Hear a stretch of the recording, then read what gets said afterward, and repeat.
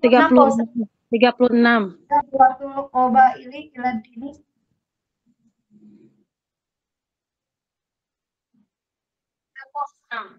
Hah?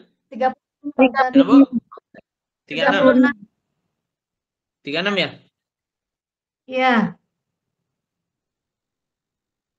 Ya, 36. Baik, baik.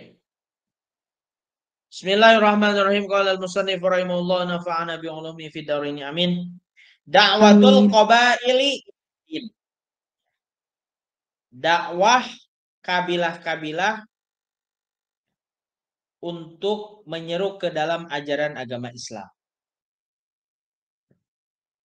Jadi setelah peristiwa Isra Mi'raj ya, terjadi, maka Rasul ini betul-betul membuat strategi bagaimana dakwah ini bisa tersampaikan kepada semua halayak, semua elemen manusia. Ya. Maka beliau membuat strategi-strategi yang bisa dilakukan. Nah, yang pertama, zallar Rasul asyra sanawatin.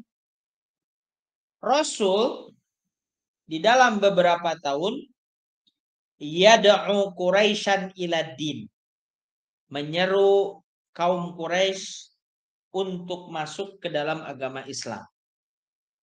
Dengan cara apa? Bilin warifki, dengan lemah lembut. Dakwah dengan lemah lembut. Sebab Rasul tahu kalau ngajak barijeng bahasa anu teu sapa godos jeung masyarakat Quraisy ya mau diterima gitu kan. Maka dakwahnya itu birrifqi walin, lemah lembut. Maka kita pun ya mengajarkan atau dakwah kepada ibu-ibu, kepada masyarakat di sekitar itu harus birrifqi walin. Mencontoh dakwah Rasul. Falamma ra'a syiddata inadihim. Ketika Rasul mendapatkan hadangan yang sangat dahsyat. Hadangan, apa hadangan tuh? Ya, dihadang gitu kan. Dengan penghadangan yang sangat dahsyat. Wa ta'assubuhum alaih. Dan ta'assub. Ta'assub tuh merasa apa namanya?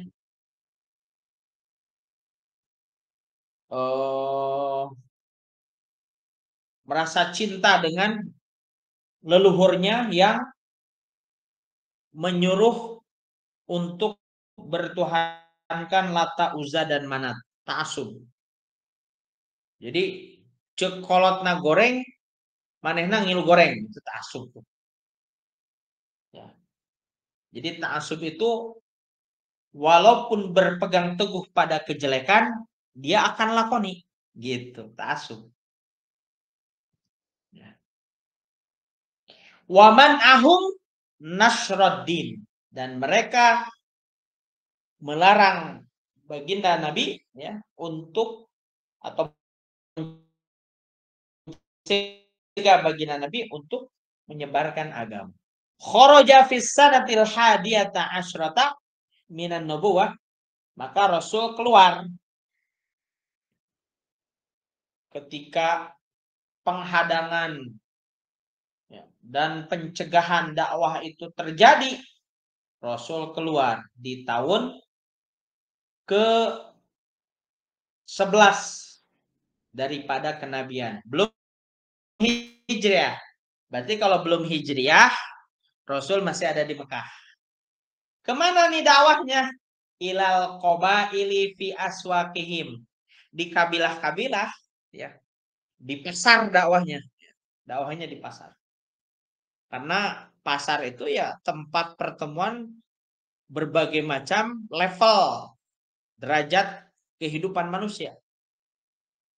yang sangat miskin ada, yang sangat kaya ada. Itu pasar tuh. Kabeh tumplek didinya. Jadi akhirnya Rasul strateginya itu apa? Dakwah kepada kabilah-kabilah dari berbagai level di pasar-pasar. Wasara yad'uhum ila din. Rasul mengajak mereka untuk masuk Islam. Walaupun begitu, tugas Rasul kan menyampaikan menang hidayah nama Allah anu nentukeun. Rasul saja tidak bisa ya memberikan menentukan dia dapat hidayah atau tidak. Ya, apalagi kita gitu kan. Tapi Rasul hanya bertugas saja. Tugasnya apa? Menyampaikan.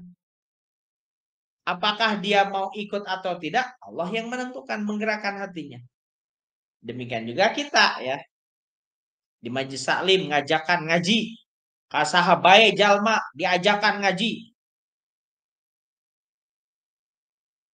Nyarios maatos.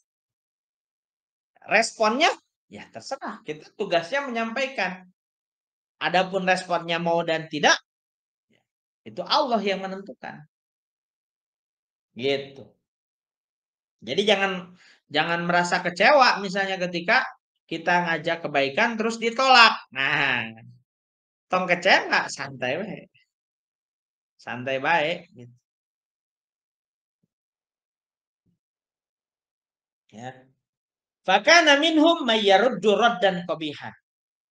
Maka ketika Rasul berdakwah kepada mereka, kabilah-kabilah, ada yang menolak dengan tolakan cara yang jelek ya, ditolaknya tuh benar-benar ditolaknya.